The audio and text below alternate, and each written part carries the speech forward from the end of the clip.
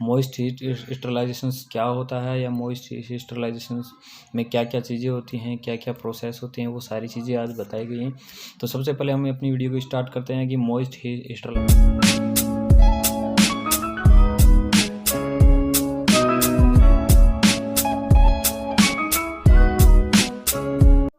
Hello दोस्तों, welcome my YouTube channel my self Manoj Kumar. आज का हमारा टॉपिक होगा मॉइस्ट हीट स्टरलाइजेशन क्या होता है। यानी कि हमारी जो माइक्रोबायोलॉजी थी उसके अंदर एक यूनिट चल रही थी स्टरलाइजेशन एंड डिसइंफेक्शन, यानी कि स्टरलाइजेशन और डिसइंफेक्शन वाली यूनिट चल रही थी। तो उस यूनिट के अंदर हमारा आज का जो टॉपिक बताया गया है, जो आज का हमारा टॉपिक होगा वो होगा मॉइस्ट हीट स्टरलाइजेशन, अर्थात मॉइस्ट हीट स्टरलाइजेशन क्या होता है या मॉइस्ट हीट स्टरलाइजेशन में क्या क्या चीज़ें होती हैं, क्या क्या प्रोसेस होते हैं, वो सारी चीज़ें आज बताई गई हैं। तो सबसे पहले हम अपनी वीडियो को स्टार्ट करते हैं कि मॉइस्ट हीट स्टरलाइजेशन, जो हमारा जो टॉपिक होगा आज का वो होगा क्या, मॉइस्ट हीट स्टरलाइजेशन। और जो ये मॉइस्ट हीट स्टरलाइजेशन है ये कौन सी यूनिट का टॉपिक है, हमारी माइक्रोबायोलॉजी की जो स्टरलाइजेशन एंड डिसइंफेक्शन वाली यूनिट है उसका ये टॉपिक है। चलते हैं हम हमारी वीडियो को आगे स्टार्ट करते हैं। तो सबसे पहले हम देख लेते हैं कि जो मॉइस्ट हीट स्टरलाइजेशन होता है, मॉइस्ट हीट स्टरलाइजेशन होता है, यानी कि जो मॉइस्ट हीट स्टरलाइजेशन होता है ये क्या कर, इसके अंदर कौन कौन सी चीज़ें रहती हैं। सबसे पहले मैं आपको बताता हूँ कि जो मॉइस्ट हीट स्टरलाइजेशन इसका उपयोग होता है किसी भी इंस्ट्रूमेंट वगैरह को या कोई भी इंस्ट्रूमेंट को क्या करना, स्टरलाइज करना या फिर ऑर्गेनिज्म या डिसइंफेक्शन करना। तो इसमें देख लेते हैं कि दिस मेथड ऑफ स्टरलाइजेशन में बी यूज डिफरेंट टेम्परेचर, यानी कि जो मेथड होता है स्टरलाइजेशन का उसको यूज किया जाता है डिफरेंट टेम्परेचर, यानी कि अलग अलग टेम्परेचर के पर क्या होता है जो स्टरलाइजेशन होता है, यानी कि जो मॉइस्ट हीट स्टरलाइजेशन होता है उसको अलग अलग मेथड के अंदर या अलग अलग टेम्परेचर के अंदर क्या किया जाता है, इसका यूज किया जाता है। तो मैं देख लेता हूँ कि जो मॉइस्ट हीट स्टरलाइजेशन है, मैं आपको बताता हूँ जो मॉइस्ट हीट स्टरलाइजेशन हो उसके कितने मेथड होते हैं। तो सबसे पहले आपको बताता हूँ कि जो मॉइस्ट हीट स्टरलाइजेशन होते हैं उसके 3 मेथड होते हैं, यानी कि 3 मेथड के अंदर क्या होता है, मॉइस्ट हीट स्टरलाइज होता है। तो सबसे पहला मेथड होता है first method, 8 temperature below 100 degree Celsius, यानी कि जब टेम्परेचर क्या होगा 100 डिग्री सेल्सियस से कम होगा, एक तो ये मेथड होता है। और सेकंड मेथड क्या होता है, 8 टेम्परेचर ऑफ 100 डिग्री सेल्सियस, यानी कि अगर टेम्परेचर 100 डिग्री सेल्सियस होता है एक मेथड। और लास्ट जो थर्ड मेथड होता है हमारी मॉइस्ट हीट स्टरलाइजेशन का, वो मेथड होता है कि 8 टेम्परेचर अबव 100 डिग्री सेल्सियस, यानी कि जो हमारा टेम्परेचर होता है, जो मेथड का जो टेम्परेचर होता है वो क्या हो, 100 डिग्री सेल्सियस से इन ज़्यादा हो। तो ये जो 3 मेथड है हमारी मॉइस्ट हीट स्टरलाइजेशन के, जिसके द्वारा हम अपने इंस्ट्रूमेंट वगैरह को स्टरलाइज करते हैं। तो हम देख लेते हैं कि हमारे जो तीनों मेथड हैं इनके बारे में हम बता चुके हैं कि ये 3 मेथड्स हैं मॉइस्ट हीट स्टरलाइजेशन के अंदर उपयोग में लिए जाते हैं। तो सबसे पहले हम देख लेते हैं 8 टेम्परेचर बिलो 100 डिग्री सेल्सियस, यानी कि हमारा फर्स्ट मेथड कौन सा आएगा कि जो टेम्परेचर होता है वो 100 डिग्री सेल्सियस से क्या हो, बिलो हो। तो हमारा सबसे पहला जो मेथड होता है ये होता है। तो जो हमारा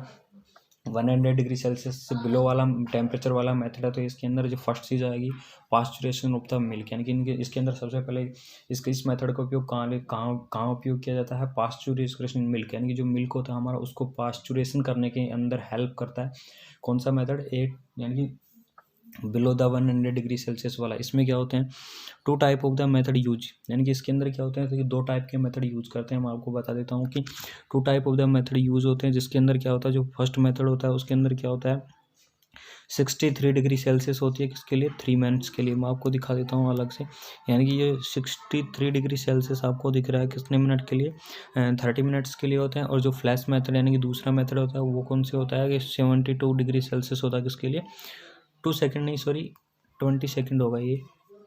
यहाँ पर क्या आएगा 20 सेकेंड। यानी कि जो पास्चुरेशन जो मिल्क होता है उस पास्चुरेशन मिल्क को करने के लिए 2 मेथड की आवश्यकता है। एक तो फर्स्ट मेथड क्या होता है कि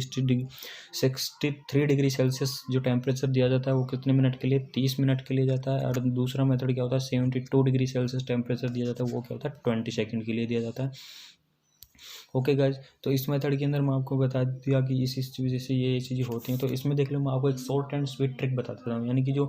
टेम्परेचर होता है बिलो 100 डिग्री सेल्सियस वाले, इसके अंदर फर्स्ट चीज़ में क्या होता है पास्चुरेशन करते हैं, यानी कि जो मिल्क को पास्चुरेशन करते हैं उसके अंदर इसका हेल्प करते हैं। तो इसके हेल्प के लिए मैं इसको जो लर्न करने के लिए या इसको हमेशा के लिए याद रखने के लिए मैं आपको एक ट्रिक बता देता हूँ कि LT HT LT। तो LT LT का मतलब क्या होता है कि लो टेम्परेचर लो टाइम, यानी कि कम टेम्परेचर होता है,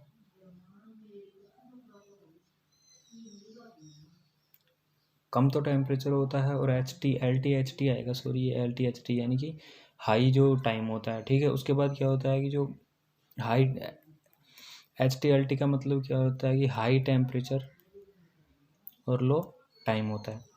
ओके गाइस, तो ये ट्रिक थी। इन ट्रिक के आधार पर हम क्या करेंगे, जो पहली प्रोसेस थी पास्चुरेशन ऑफ द मिल्क की, इसको हम याद रखेंगे या इसको हम देखेंगे। तो हम देख लेते हैं कि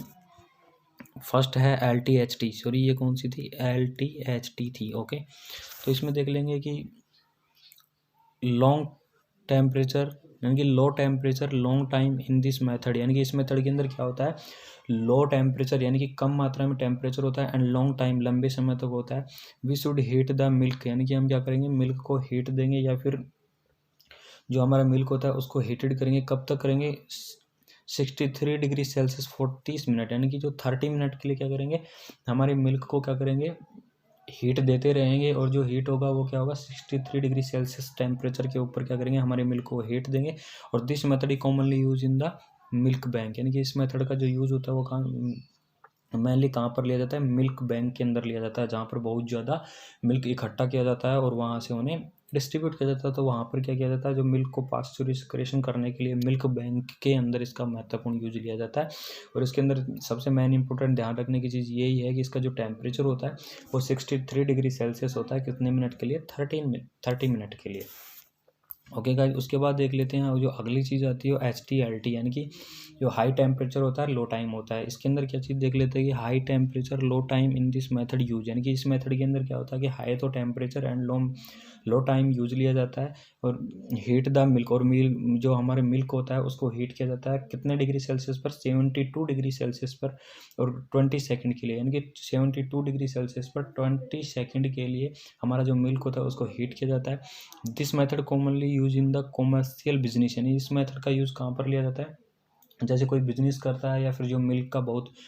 का बहुत बड़ा बिजनेस वगैरह करता है, तो उसके अंदर क्या करता है, इसका यूज लिया जाता है, and need very specialise instrument. और इस प्रकार का जो मेथड होता है यानी एच टी एल टी वाला, जिसके अंदर हाई टेम्परेचर लो टाइम, इसके अंदर क्या होता है, बहुत ही स्पेसिफिक जो इंस्ट्रूमेंट वगैरह होते हैं या फिर कोई उपकरण वगैरह होते हैं, उनकी क्या होती है, आवश्यकता होती है। उसके बाद देख लेते हैं जो हमारा ब्लो था 100 डिग्री सेल्सियस, उसके अंदर फर्स्ट था पास्चुराइजेशन ऑफ द मिल्क, और सेकंड क्या आएगा, सेकंड आएगा इंस्पीसेशन, यानी कि इंस्पीसेशन के अंदर क्या क्या चीज़ें होती हैं। तो मैं बता देता हूँ आपको जो इंस्पीसेशन के अंदर क्या होते हैं, यानी some eggs media are represent स्टरलाइन, यानी कुछ एग होते हैं, यानी कुछ जो स्टरलाइजेशन करने के लिए कोई भी चीज़ को, उसके जो एग्स होते हैं, जैसे कोई ऑर्गेनिज्म वगैरह के, मैं बता देता हूँ एग्जांपल के लिए, जैसे कोई ऑर्गेनिज्म को हम स्टरलाइज कर लेते हैं तो उनके एग्स होते हैं वो कम्प्लीटली नहीं मर पाते हैं। तो इसी प्रकार इसी में बताया गया है कि सम एग मीडिया, यानी कुछ एग मीडिया आर रिप्रेजेंट स्टरलाई, यानी कि उन्हें स्टरलाई किया जाता है हीटिंग कब तक, यानी कि 80 to 85 degree Celsius for half an hour, यानी कि 80 to 85 डिग्री सेल्सियस टेम्परेचर दिया जाता है। कब तक दिया जाता है, हाफ एन आवर, यानी कि लगभग 30 मिनट तक उनको क्या जाता है, 80 से 85 डिग्री सेल्सियस का टेम्परेचर दिया जाता है। और this process of the sterilisation inspiration, यानी ये स्टरलाइजेशन के इस प्रोसेस को हम क्या कहते हैं, इंस्पिरेशन के नाम से जानते हैं। ओके गाइस, तो हमारा जो मोइस्ट हीट स्टरलाइजेशन के अंदर जो फर्स्ट प्रोसेस थी at temperature blow 100 degree Celsius, इसमें कंप्लीट हो चुका है, जिसके अंदर दो चीज़ें थी, पहली थी पास्चुराइजेशन ऑफ द मिल्क, और सेकंड थी इंस्पीसेशन। उसके बाद देख लेते हैं हमारी जो सेकंड प्रोसेस होती है मोइस्ट हीट स्टरलाइजेशन के अंदर, वो चीज़ आती है at a temperature about 100 degree, यानी कि 100 डिग्री सेल्सियस, यानी कि जो टेम्परेचर होता है वो 100 डिग्री सेल्सियस से अबाउ होता है। तो इसके अंदर क्या क्या चीज़ें होती हैं और क्या क्या होता है, तो इसके अंदर देख लेते हैं कि water boil use its vapour pressure equal that of the sure atmosphere, यानी कि जो 100 डिग्री सेल्सियस से ऊपर क्या होता है, जो वाटर बॉइल्स होकर किसमें, वेपर्स, यानी कि जो वाष्प होता है उसके अंदर क्या करता है, परिवर्तन हो जाता है, इसका यूज कर लिया जाता है, या इक्वली होता है एटमोसफेयर, यानी कि यहाँ किसके इक्वल, जो हमारा एटमोसफेयर हो जाता है उसके इक्वल हो जाता है, ठीक है। वैन यानी जब the atmosphere pressure is low, जब क्या होगा, जो एटमोसफियर प्रेशर क्या होगा, हमारा वातावरण का प्रेशर लो होगा, देन तब बॉइलिंग टेम्परेचर इज आल्सो रहे, तब क्या होगा, जो बॉइलिंग टेम्परेचर होगा वो ऑल्सो रहे, यानी कि ऑल्सो क्या होगा, एवरेज में होगा या मेंटेन होगा। ठीक है, इसमें बताया गया है कि जब क्या होगा, हमारा जो एटमॉस्फेरिक प्रेशर है, मैं आपको बता देता हूँ कि इसमें ये बताया जब वहन यानी जब एटमॉस्फेयर प्रेशर लो होगा then the boiling temperature also रहे, तो बॉइलिंग टेम्परेचर क्या होगी, आल्सो क्या होगी, रेंज में होगी। ओके गाइज, उसके बाद देख लेता हूँ eight normal pressure water boil, यानी कि जो नॉर्मल जो प्रेशर वाटर होता है वो 100 डिग्री सेल्सियस पर बॉईल हो जाता है। यानी कि इसमें बताया गया है कि जो नॉर्मली जो वाटर होता है वो 100 डिग्री सेल्सियस के ऊपर क्या होता है, बॉईल हो जाता है। बट लेकिन when pressure inside the close vessels increase the temperature, but लेकिन जब प्रेशर कहाँ लगता है, कोई क्लोज वेसल्स यानी कि कोई पतीले जैसे टाइप में या फिर कोई पतीले जैसी चीज़ में क्या होता है, अगर प्रेशर इनसाइडली तरीके से लगता है तो वाटर बॉईल आल्सो इंक्रीज, तो वाटर क्या होगा, इंक्रीज यानी बॉईल हो जाएगा, या उसकी जो बॉईल की जो 100 डिग्री सेल्सियस से बढ़कर ज़्यादा हो जाएगी। उसके बाद देख लेते हैं जो this principle has been applied in autoclave and pressure cooker, यानी कि जो इस प्रकार का प्रिंसिपल है ना, जो 100 डिग्री सेल्सियस वाटर बॉईल होता है वो वेपोर हो जाता है, या फिर वाटर बॉईल होता है 100 डिग्री सेल्सियस पर होता है। बट लेकिन जब किसी हम जो क्लोज वेसल्स यानी कि ये क्लोज विजल्स यानी क्लोज विजल्स के टाइप यानी कि एक बंद बर्तन के टाइप के अंदर अगर हम उसे बॉईल कर लेते हैं तो उसका जो टेम्परेचर है वो बढ़ जाता है। तो इस प्रकार का जो ये प्रिंसिपल है ना आपका, यानी कि this principle has been applied autoclave and pressure cooker, यानी कि ये जो इस टाइप का जो प्रिंसिपल है वो कहाँ पर अप्लाई करते हैं, ऑटोक्लेव एंड प्रेशर कुकर के अंदर। तो मैं आपको बता दूँ इसके अंदर आपके भी मन में ये विचार आ रहा होगा कि यहाँ पर जो इस प्रोसेस के अंदर क्या था, एक ऑटोक्लेव का डिस्क्रिप्शन था या ऑटोक्लेव की एक प्रक्रिया थी। तो मैं आपको बता दूं कि ऑटोक्लेव की प्रक्रिया अगली वीडियो के अंदर कम्प्लीटली आपको मिल जाएगी, यानी कि ऑटोक्लेव का पूरा प्रॉपर डिस्क्रिप्शन मिलेगा, अलग से वीडियो मिलेगी ऑटोक्लेव की। ठीक है गाइज, और अब देख लेते हैं हमारा जो मॉइस्ट हीट स्टरलाइजेशन था। तो मॉइस्ट हीट स्टरलाइजेशन के अंदर फर्स्ट प्रोसेस हो गई, सेकंड प्रोसेस होगी और थर्ड प्रोसेस को देखते हैं। तो थर्ड प्रोसेस कौन थी at temperature of the 100 degree Celsius, यानी कि जब टेम्परेचर 100 डिग्री सेल्सियस पर हो तो तब क्या होगा, आपको पता है 100 डिग्री सेल्सियस पर बॉइलिंग हो जाता है, तब क्या होगा, बॉइलिंग होगा। तो बॉइलिंग के अंदर क्या क्या चीज़ें कैसे कैसे बॉइल होंगी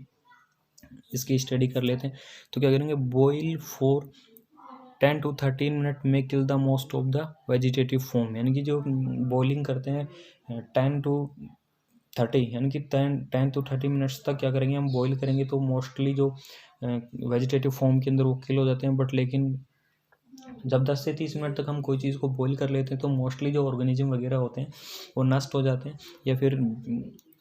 डिसइंफेक्ट हो जाते हैं। बट लेकिन many spore with stand boiling, लेकिन कुछ स्पोर होते हैं जो कि stand boiling for a considerable time, यानी कि कुछ स्पोर होते हैं जो कि कंसिडरेबल टाइम यानी कि बहुत कम टाइम लेते हैं या फिर ज़्यादा टाइम भी ले सकते हैं, यानी कि कंसिडरेबल टाइम लेते हैं। तो इसके अंदर क्या चीज़ें बताई गई है, यानी कि इसके अंदर यही चीज़ बताई गई है कि बॉइलिंग जब हम 10 to 13 मिनट तक कर लेते हैं तो मोस्टली ऑर्गेनिज्म वगैरह most of the vegetative form के अंदर किल होते हैं। बट लेकिन जो मैनी स्पोर होते हैं ना वो स्टैंड होते हैं एंड कंसिडरेबल टाइम लेते हैं वह, यानी जब better method are not available, जब क्या होता है कि जब बॉयल के अलावा अगर कोई बेटर मेथड यानी कि कोई भी मेथड स्टरलाइजेशन का अवेलेबल नहीं होता है तब क्या करते हैं, जो बॉइलिंग होते हैं ना may be use for a glass rinse. तो बॉइलिंग करते हैं किसके लिए, एक ग्लास रिंज से हम क्या करते हैं बॉइलिंग प्रक्रिया स्टार्ट करते हैं या फिर बॉइलिंग करते हैं किससे, एक ग्लास रिंज से। It is not recommended for sterilisation, यानी कि ये स्टरलाइजेशन के लिए रिकमेंडेड नहीं होती है। यानी कि जो प्रोसेस होती है ना ग्लास रिंज वाली प्रोसेस, ये ग्लास रिंज वाली प्रोसेस क्या होती है कि it is not recommended for the sterilisation, यानी कि स्टरलाइजेशन के लिए रिकमेंड नहीं होती है ऑफ इंस्ट्रूमेंट, यानी कि कोई भी इंस्ट्रूमेंट को स्टरलाइजेशन करने के लिए इसकी ये प्रोसेस रिकमेंड नहीं होती है। Use for a surgical process, इसका ओनली कहाँ पर उपयोग किया जाता है, सर्जिकल प्रोसेस के अंदर इसका यूज किया जाता है। ओके गाइज, अगर आपको इस वीडियो के अंदर कुछ समझ में नहीं आया तो हमें कमेंट बॉक्स में बता दीजिए, हम आपको दोबारा से इसकी डिस्क्रिप्शन या उनको समझा देंगे। और बाकी जो हमारी ऑटोक्लेव वाली जो प्रोसेस थी पूरी कम्प्लीटली ऑटोक्लेव की प्रोसेस के अंदर एक अलग वीडियो के अंदर आएगी। ओके गाइज, हमारी वीडियो को आज हम यहीं पर स्टॉप करते हैं।